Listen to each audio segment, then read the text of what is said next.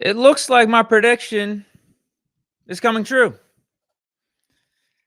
No one wants to give me credit when I get predictions right and I get good calls. Everyone wants to talk about my bad takes, like the Colts game or the Cowboys game. But where's my props for my Raiders prediction last week? My Raiders preview. I told you we should wash them, and that's exactly what we did, 132-13. And my most recent one is me saying that Russell Wilson is going to be the Steelers starting quarterback for week 7. And that looks more and more likely as the days go by. So Steelers had their first practice of the week today. And you guessed it, Russell Wilson, as per Mike Tomlin, was taking first team reps. And in fact, he was the main guy to start open individual drills, according to Brooke Pryor. Even though Tomlin is still trying to keep it vague with who was getting the majority of the first team reps and how they were divvied up in practice, and still who his final decision is for QB1 for this week 7 game against the Jets. He's trying to keep it vague, trying to keep it open-ended still. Let's read between the lines here. Let's go through these tweets from Steelers reporter Brooke Pryor. So first, as I mentioned, Russell Wilson was the guy to start off the open individual drills. And then you got Justin Fields following and Kyle Allen. Sounds like the pecking order is Russell Wilson QB1, Justin Fields QB2, and Kyle Allen QB3. No? Tomlin declined to say how QB reps were divided in practice today. Asked if he made a decision on the starter for Sunday. Says any decisions that have been made are staying in-house. And I'm all for that. No reason to put that information out there when it's not needed right now. Keeps the Jets on their toes. I think it's a good little form of gamesmanship where they have to prepare for both quarterbacks. So even if Tomlin does have that decision made, keep it under wraps. And I do think he does have that decision made. I think it's Russell Wilson. I mean, look at that first tweet. Justin Fields has been your starting quarterback these last 6 weeks with a 4-2 record. He's been playing good. For these individual drills, you know, if you wanted to keep it like open, or like that Russ had to earn his job back, or you were going to have it be a little bit of a competition this week, wouldn't you have Russ or Justin Fields at least lead the individual periods? Yeah, you could have it be a 50-50 split of who's taking the first team reps throughout the course of practice, but don't you give a little bit of a nod to Justin Fields and what he's done thus far? But no, it was Russell Wilson out there. And that's fine. That's completely fine. I've said I would go with Justin Fields into this week, but I don't think it's a bad decision to go with Russ either, because he is Russell Wilson. I'm just saying, like, this isn't open-ended anymore. Russell Wilson is going to be the starter week 7. And then the last tweet from Brooke, she says, Russ did indeed take first-team reps today. Dan Moore Jr. says Mike Tomlin. Let me reread that. I was about to botch that up. Russell Wilson did indeed take first-team reps today. Dan Moore Jr. says. Mike Tomlin said yesterday Wilson would take first-team reps at some point this week. So there you go. There you have it. I think he's the guy.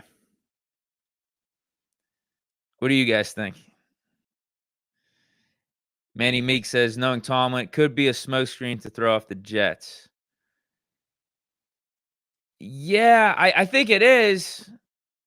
I think he's keeping them on their toes, making them have to prepare for both quarterbacks, but I think his decision's already made. It's going to be Russell Wilson week 7. I think Tomlin really likes the idea of walking out of the tunnel knowing that Russell Wilson is going to be starting, that he's going to be going to battle against an Aaron Rodgers with Russell Wilson being on his side, like a Russ Wilson versus Aaron Rodgers showdown. You got a matchup of 2 Hall of Fame quarterbacks, 2 Hall of Fame greats, dudes that are Super Bowl champions on a Sunday night football game at home. Like, I think he loves the idea that he's going to battle with Russell Wilson. He's had Ben as his quarterback for how many years outside of these last two. So he knows what it means to have one of those guys on your side. And I think in a way, hashtag the sabotage, if you know, you know. In a way, he took that for granted with Big Ben. Him trying to go a different direction these last 2 years with the combination of Mitch Trubisky, Kenny Pickett, and Mason Rudolph. Now he's got one of those guys back in-house. Granted, he's back, or he's with the Steelers on some weird circumstances, given that his last 2 years with the Broncos didn't go that well, and he's playing here for almost free on a 1-year, $1 million contract. Like, you would think you'd get a guy like that in-house under different circumstances. But, hey, he's here. And I think Tomlin wants to see what that looks like. Justin Fields has played admirably these first 6 weeks, but has left the door open for a QB change, given that you have a Russell Wilson on the roster. I also think Fields played good enough that he could be playing week 7, but left it up for interpretation. And Tomlin is one of those guys, I think, that values a Russell Wilson, a Hall of Fame quarterback, a guy with that type of pedigree and championship experience. So Russ Wilson will be the quarterback week 7. That was my prediction yesterday after I heard Tomlin's press conference, and I'm sticking with it today. And I don't think any of these tweets would tell you otherwise either. One quick thing, though, before we get to the crux of today's show. Steelers are rocking some new jerseys this week. For Russell Wilson's debut, he's going to be rocking the 1970s throwback unis. But there's a new wrinkle. And I'm loving this. Look at this picture with Keanu Benton on it. The gray face mask, because that's the actual face mask the Steelers rocked in the 70s. We've been doing these 1970s throwbacks for the last 5 or 6 years, but that gray face mask has been missing. That is such an integral part. It is such a key piece that's been missing with these throwbacks. I'm so happy that we're throwing it in the mix for this Sunday night football game, because that completes it right there. There's a little patch there too. I think that's, as you can see from the Steelers tweet here, it's in honor of the 50th anniversary of Super Bowl IX, which is dope. But yeah, you need that gray face mask, man. I think I've been calling for that every time they announce that they're doing the 1970s throwback. I swear, I could be wrong. I swear I've said it. I think I'm on record saying we're missing the gray face mask. And if I hadn't, I've been thinking it. So I'm glad they're going to go with the gray face mask, because that's the most authentic version of those 1970s uniforms. They wore the gray face masks, and it's badass. These are awesome. I think arguably this is the best uniform the Steelers have. I know we've been talking up the block unis, but then when you throw the gray face mask on, I don't even know if there's a conversation for any other Steelers jersey at this point. I think we have, especially for fans like me, there's the nostalgia element to the Big Ben jerseys, the italic numbers. But I think these are just the cleanest. Objectively, these are the cleanest jerseys that we have. So that'll be a dope sight to see Sunday Night Football. Glad we're breaking out the best unis we have for this big game, for Russell Wilson's debut. Russ Wilson versus Aaron Rodgers showdown. What's good, everyone? Who's in the chat, man? What are some of your thoughts? State of the Steelers quarterback position. I'm going to read some off here before I get into my potential Steelers wide receiver trade rankings here. Manny Meek says we need to make the block numbers permanent. I think so too. I think it would have been a good switch to the block numbers after Big Ben retired. You could have had the italic numbers associated with the Big Ben era for those 18 years, for the early 2000s to basically up to, when did Ben retire? 2021? So the early 2020s. That is the Big Ben era. Those are the jerseys we wore during those almost 2 decades. We even wore them a little bit before Big Ben got here. Is it the late 90s? Late 90s we switched to the italic with Cordell and Bettis, and then that's when we had Maddox for a minute too, and then Ben. But obviously they would be most associated with Big Ben being the quarterback. Make the clean switch there to the block numbers. Go back. Like it's a whole new era, whole new quarterback era. I thought it was going to be Kenny Pickett, but now since Ben retired, we've already been through how many starting quarterbacks? Mitch, Kenny, Mason, Fields. Now it's going to be Russ. 5 different guys. 5 different guys. Should have never took Big Ben for granted. Big Ben could have still played. Easily could have played another year, maybe 2. And just imagine what our record, what that team could have been if he was at the helm with a Pickens. Come on, dude. With us actually improving our offensive line, making an attempt to improve our offensive line these last couple years. Considering, too, our defense was way better than what it was in Ben's last season, too. Big Ben in his last season, that was the worst run defense in the league that he had. And you obviously know we had Claypool at receiver. He was doing stuff and pulling off his antics, dropping balls. Deontay Johnson. We had the worst O-line in the league. Kendrick Green at center. Like, that's what the dude had surrounding him, and he still led the league in fourth quarter comebacks and carried that team to the playoffs. Just imagine what it could have been these last 2 seasons. With Kenny Pickett and Mitch Trubisky in Kenny's rookie year, we go 9-8, almost make the playoffs. You mean to tell me if that's not Ben out there the whole season, we're not at least like 12-5? Give me a break. And then last year, go 10-7. We go 10-7 with Matt Canada, and that we would have had to fire Matt Canada too. That's the caveat for the last 2 seasons. If we were going to be rocking with Ben, you get Matt Canada out of there easily. Could have hired anyone. But hell, bring Randy Finkner back. We would have fired Matt Canada, but you let Ben run the show essentially and bring whatever coordinator that he wanted. But yeah, we go 10-7 in 2023 with Mason, Mitch, and Kenny and Matt Canada getting fired midway through. Like, come on, bro. If that's Ben, we're going again, probably 12-5 at least.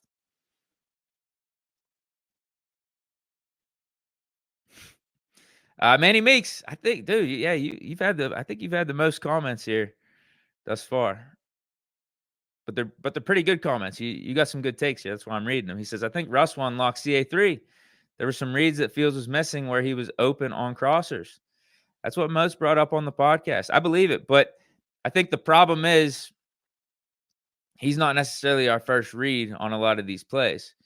And you see how sketchy our offensive line can be at times. So Fields, he's just got to do it he can to survive the play. So he's making his first read, maybe getting to a second read, and then the defenders are there in an instant. He's got to move around in the pocket, try to escape, and extend the play. So I don't think he's necessarily had the greatest amount of time to get to that Calvin Austin read. But if we're going to go over what just took place, maybe we could start making Calvin Austin more of a number 1 option on some of these plays.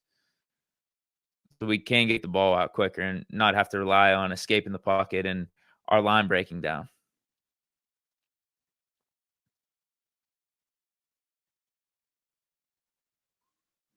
Let's see what else we got. Noah Shan says, I honestly don't think Russ can cook with our current O-line. We'll see, man. We'll see.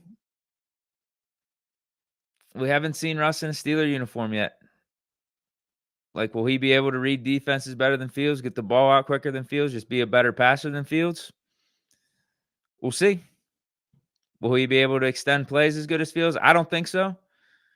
But if he could do that other stuff that I just said first better, then we might get a better version of this offense. It's all up in the air, man. I don't think it's, and this is why I would have stick with Fields. I don't think it's a guarantee that Russ is going to make this offense better. Russ is going to be a better quarterback than Justin Fields. I don't think it's a guarantee. What's the likelihood? I don't know. Going to be 50-50. I mean, I think Fields has played good. And there is a reason that Russell Wilson was available to us this offseason for $1 million. Now, I think there is a case that Russ got screwed over in Denver. His first year there, he had Nat Hackett as his head coach, and he was hurt for over half that season. And then just last year, still had pretty good stats, man. I mean, you look across the board, his stats were up there in the top 10 of the league with all the other passers. And he had to sit out the last 2 games. But that was all the while Sean Payton was trying to bench him like 5 or 6 weeks into the season. And then they went on that run midway through, rattled off like 5, 6 games in a row. And Russ he played good, man. He played good. But there's others that say like some of those stats are a little fool's gold, that he wasn't as consistent like from quarter 1 all the way to quarter 4 as you would have liked. So like there's a lot of arguments, there's a lot of cases, a lot of perspectives you could have on Russ going different directions. I just think Fields played good, and we're sitting at 4-2, and he could be your future. And I think he's only scratching the surface of what he could be as a quarterback with a good organization. Like, I think he's unlearning a lot of the bad habits in Chicago. He's only 6 weeks in with a good organization like the Steelers, and he's already doing this. Like, I think he raised his floor a ton, but you see the flashes, you see some of the passes he can make on the run and what he can do with his legs. As he gets more and more comfortable, you give him more and more time, experience. What could that develop into? That's what I'm curious about with Fields. But you also got Russell Wilson. So there's that, man. Russell Wilson's Russell Wilson. If Denver was a fluke, if you look at the course of his career and you want to say those 2 years in Denver, maybe just that 1 year in Denver was a fluke, then yeah, maybe you got a version of prime Russell Wilson back. And I don't even think that's something you can argue about. Like, you're taking some sort of prime Russell Wilson over Justin Fields and whether or not he could develop. It's just, is Russell Wilson still that guy? Can he be that guy? We'll find out. And I think it would be a lot different too if he was here all this time. If we had some sort of history with Russ, we'd be giving him the benefit of doubt. We don't have any. He's played 0 games in a Steeler uniform. All we know is he was elite with Seattle, and these last 2 years with Denver have been up and down. And he was a free agent this offseason because the Broncos were willing to take on like $40 million of his contract in dead cap and just wanted to part ways with him completely. Cut it off. So, hey, this is where we're at.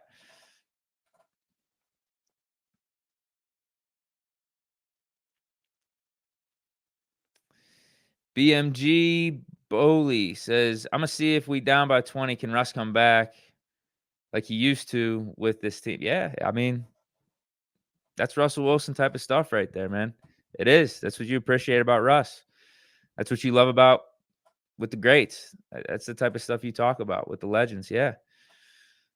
That's what Russell Wilson can do, man. You're never out of a game. Never out of a game. But what I really liked about what Justin Fields showed us this far is, all right, there was some of that in that Colts game, that Colts comeback. Didn't close it out completely, but yeah, Russell Wilson can do that. All right, let's get to my trade rankings here for the Steelers. I got some names not a lot of people have been talking about, but as we get closer to the trade deadline, they may be more prevalent in trade talks. For real. All right. Here's the list. Here's my top 5. I got some honorable mentions too. Let's go 5-1. And I'll explain my reasoning for each of these players. No, wait. I'm going to go 1-5. Let's go normal order, not reverse order. 1-5. DK Metcalf. He's probably the best receiver that may potentially be available. And if you look at this list, honestly, from top to bottom, it's probably going from number 1, least likely available, at least right now, to most likely available. But if Seattle goes, I don't know, if they lose their next 2, they're sitting at 3-5, maybe 3-6 around the trade deadline. Mike McDonald's a new coach. He doesn't have any hard ties to a DK Metcalf or the old regime. Someone wants to float a second-round pick over for DK Metcalf, take on his contract. You mean to tell me Seattle might not be thinking about it? I think it's up for discussion, but DK Metcalf being at 1, listen, yeah, and why he's probably not available right now, or least likely available right now compared to these other guys, is Seattle's like 3-3. They're probably thinking they're still in the thick of it in the NFC West race and just in the playoff race in general. They got Geno Smith, a competent quarterback back there. They got a good team. I think they got a pretty solid team. But again, if they lose the next couple, do they go into tank mode? Do they think it'd be more worth it to load up for the future? Maybe. But anyway, back to DK Metcalf, why he'd be a fit here. Russell Wilson, I mean, they have history. That combo averaged basically 1,000 yards and 10 touchdowns for the 3 seasons that they were together. And out of this list, I think he's the guy that's most in his prime and probably just flat out right the best right now. Cooper Kupp, if he's healthy, he's the best. But he's starting to get up there in age, and you've been dealing with injuries with him, it seems like, all the time these last couple seasons, ever since he won the Super Bowl MVP and won the Triple Crown. Injuries have been, unfortunately, a part of his game. But DK Metcalf seems like he's always available. You're going to get at least 1,000 yards, 1,100 yards, 1,200 yards, and almost double-digit touchdowns from him year in and year out. A good deep threat. Like, I think he would complement well with Pickens. I mean, that would have defenses, I think, going crazy trying to scheme for us and our receivers now. Like, what are you going to do? Like, are you going to be doubling DK Metcalf? Are you going to be doubling Pickens? Then maybe you can have Calvin Austin work the slot or Roman Wilson work the slot. Like, yeah, DK Metcalf, I think he's just on top of his game, better than anyone else on this list right now, and would obviously be a great fit here with Russell Wilson. 2, Cooper Kupp. I think he's just that damn good when healthy.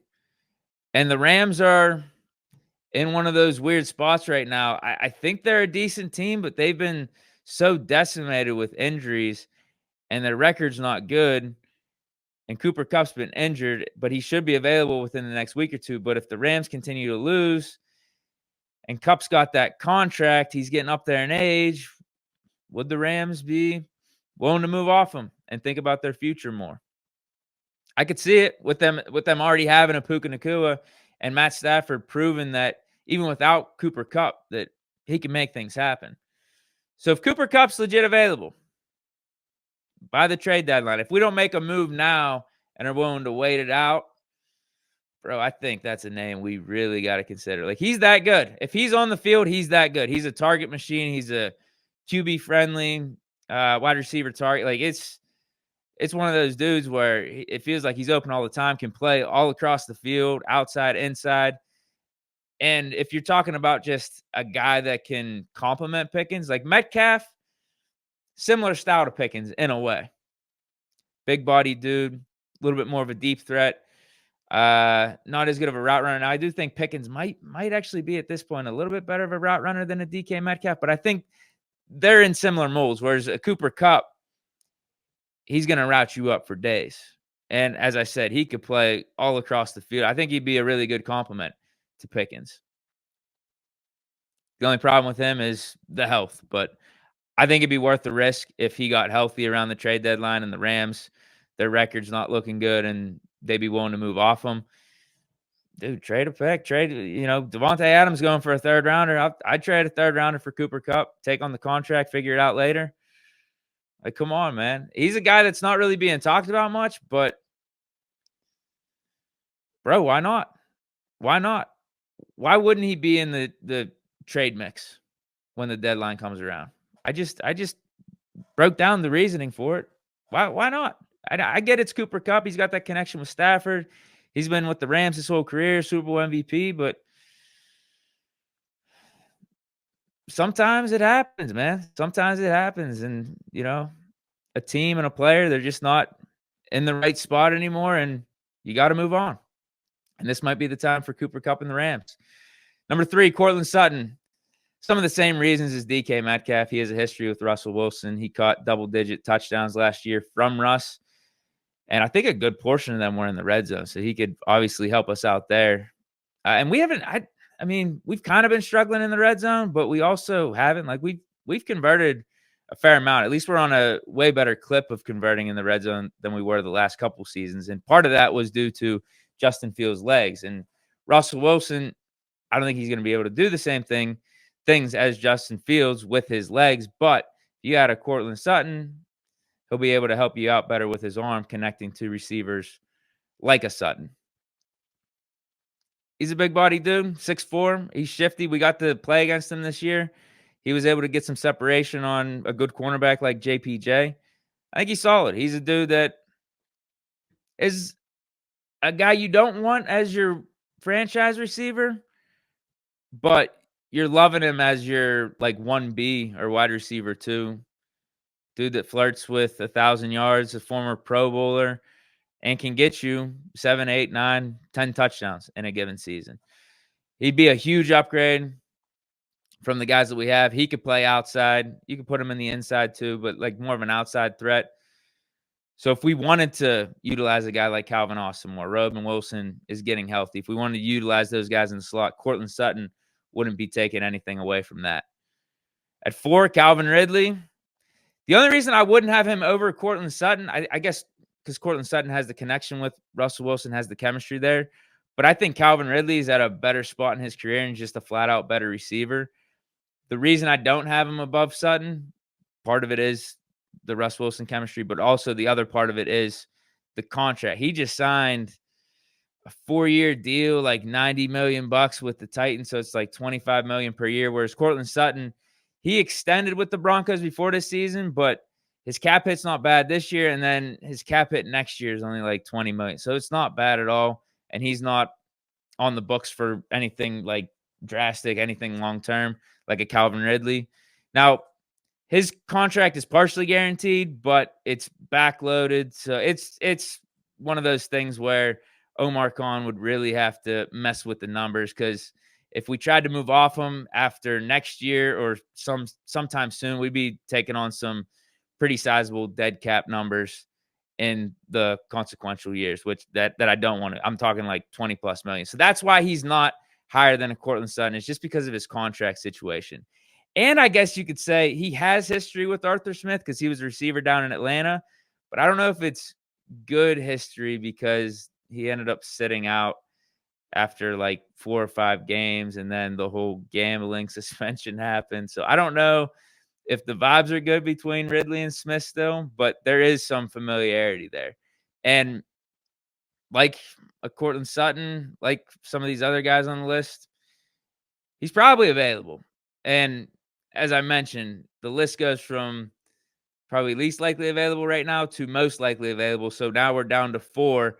And Calvin Ridley, you heard him. He was complaining about not getting targets, complaining about the Titans offense. Yeah, maybe they're willing to move off of him, even though they just signed him to a deal. But it's not looking good down there in Tennessee. And with Cortland Sutton, just in terms of his like availability, like he was talked about getting traded this offseason, but him and the Broncos agreed to some sort of extension, some sort of a reworked contract that kept him happy. But I feel like if the Broncos lose a couple games here, I mean, yeah, maybe there's some noise about the Broncos trading Sutton, because if they lose a couple more, they can't be thinking that they're in any real contention for this year, right? So it might be smarter for them to load up for the future, build around Bo Nix, get young players around him, and move off of veterans like a Sutton. But now we got DeAndre Hopkins. He's a Titans receiver too. So just like Calvin Ridley, it's ugly down there. The Titans suck. Will Levis sucks. I could see him wanting to get out of there. And I would like him more if he was healthy, because I think a lot of things check off with him. Like I would have, if he was healthy and not as old, I would have him at 3 probably on this list. He's got a friendly contract. It's an expiring contract.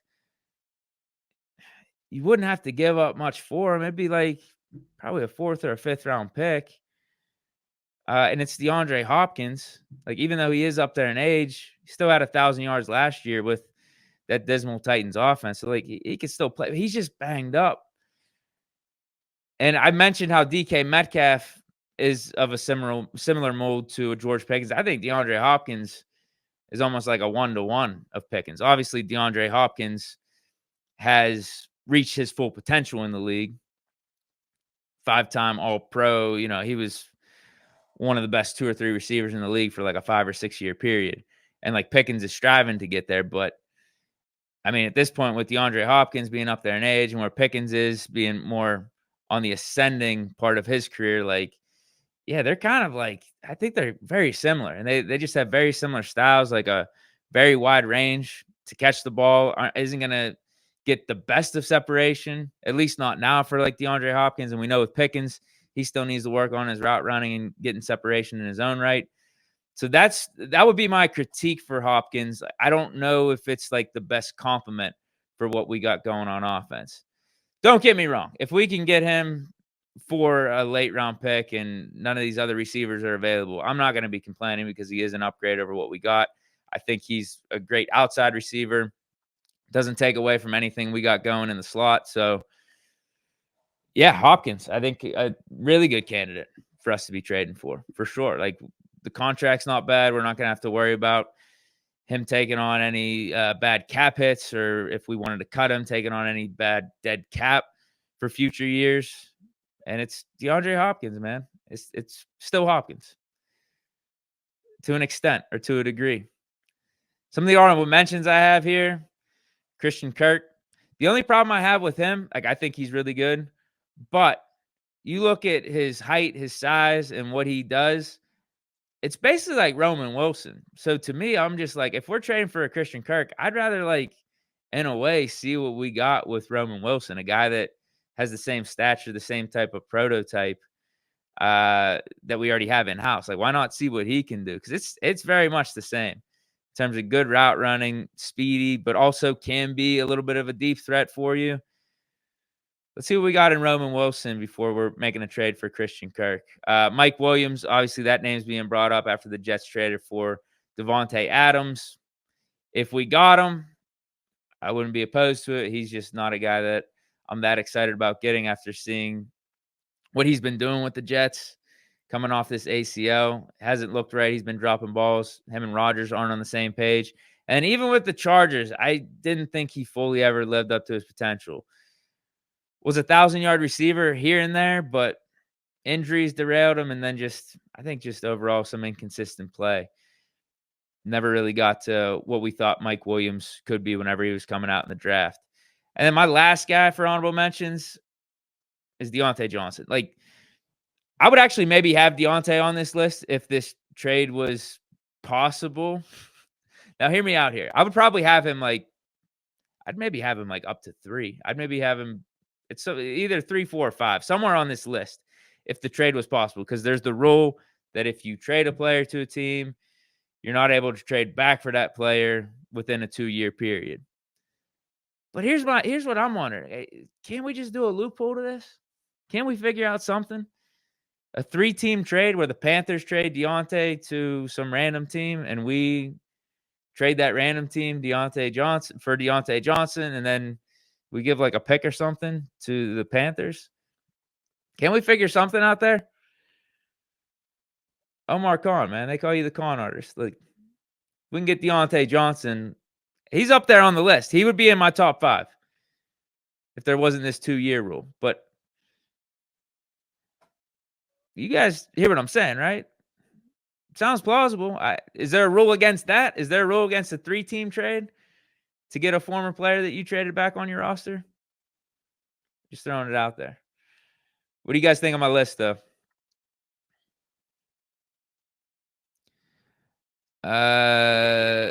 Uno Creation says, I feel like Calvin Ridley is no different than Austin and Wilson.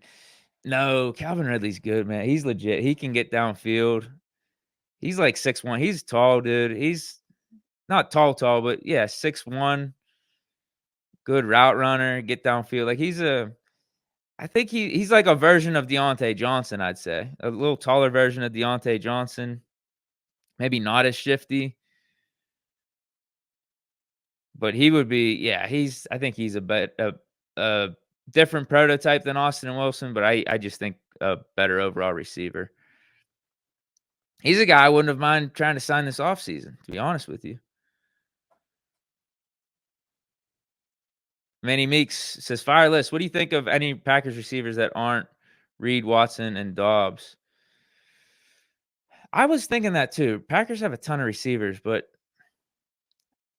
they got a good thing going on offense. I feel like they wouldn't wanna risk trading any of them. Like, there's no reason for them to. They're all young. They don't have them signed any, like, big time contract that they're trying to get rid of, and worst case scenario for them, it's just added depth, right? But I would wanna trade for Reed or Watson. Those would be the guys, or even Dobbs. Those would be the guys that I would wanna trade for. So, yeah, that's the thing that sucks. I don't know if I really want any of the other guys. God of Sports 39 brings up Darius Slayton. Ah, that would be like in my opinion, like a Mike Williams trade. Be like, okay, he's an upgrade, but I'm not like that excited. He's okay. He's a wide receiver 2 type of guy on a bad team like the Giants, but probably on like good teams, he's more of a wide receiver 3. He's solid. He's just, 600, 700-yard type of receiver. Manny Meeks says Mechie as well as an honorable mention. Yeah, he's too unproven. I think he would have been a good pickup in the offseason to get him acclimated with the system and stuff, but with where we are midway through, I think we want more of a proven guy that can jump on a moving train that we have faith is going to be able to help us turn things around in the receiver room. Josiah Artileo, how long do you think Russ has left? We'll find out, man. We'll find out.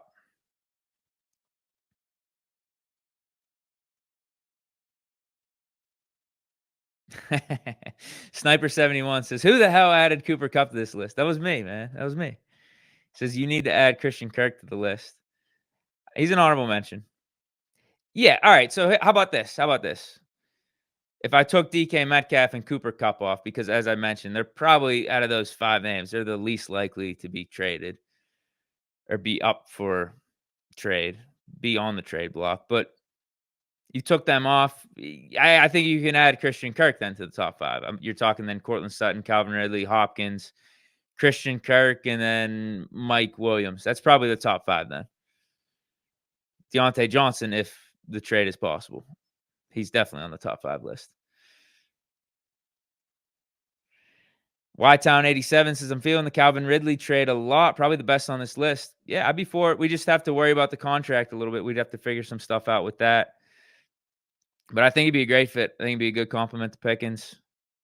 He's got the history with Arthur Smith. As I mentioned, I don't know if that's good or bad, though, at this point. But I think he'd be a great fit.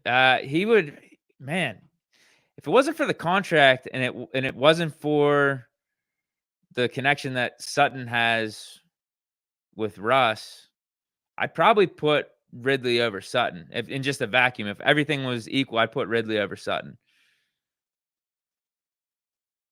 He maybe would be top on this list if you took Metcalf and Kupp off, and then it'd be Cortland Sutton at the top, Calvin Ridley. Yeah, you can make a case for Ridley over Sutton. You could. I think you could. But I would lean Sutton right now because of the contract, because of the Russ chemistry. Tommy Vincent asked, "Deke, are there any free agent receivers that are worth it so we don't have to trade?" I don't think, bro, to be honest. Michael Thomas or Hunter Renfrow, those are the typical names that are being brought up. I don't think at this point. I'd rather just trade for a guy. Risk trading the draft pick. Because I think at this point, you get what you pay for. Yeah, I'd rather try paying for a legit guy out there. With Michael Thomas, there's a ton of question marks with him. And then Hunter Renfrow, who I still think can play. He's not an outside guy. We're not necessarily looking for a slot guy. We need an outside guy. We need a wide receiver too. Now, some of these guys can play in the slot, but all of them are majority outside guys. And that's why Christian Kirk ain't as high on this list. That's why he's an honorable mention. He's more of a slot guy. Can play outside, can get down the field, but I also think we could do some of that with Roman Wilson. Manny Meeks asks, "What about Lockett?" Russ connection there. Yeah. Yeah, it'd be for all the same reasons why I was talking about DK Metcalf potentially being available. Seattle loses the next 2-3 games, and they want to be sellers at the trade deadline as opposed to buyers. Maybe. R. Sheffield asked, "What about Mike Williams?" I mentioned him. Yeah, he's on the list. Send the Jets a late round pick. Wouldn't be the end of the world. I think it'd be an upgrade, but with how he was looking with the Jets, eh, that's why he's an honorable mention. But all right, guys, I am out of here. Appreciate everyone for stopping through. I'll see you on Sunday. Sunday after Steelers Jets, Sunday Night Football. I'll be back for the post game show. So hope you enjoyed. Stay chilling. Have a great rest of the week. Have a great weekend. And peace.